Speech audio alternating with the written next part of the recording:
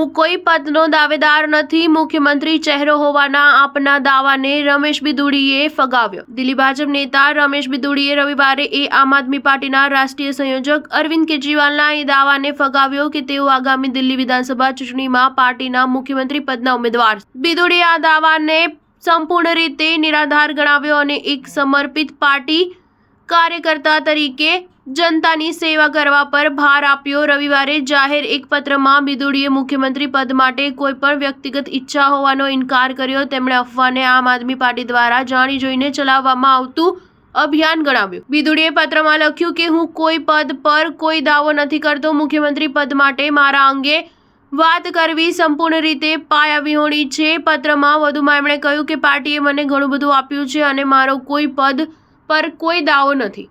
અરવિંદ કેજરીવાલ મને લઈને સતત ભ્રામક પ્રચાર અભિયાન ચલાવી રહ્યા છે।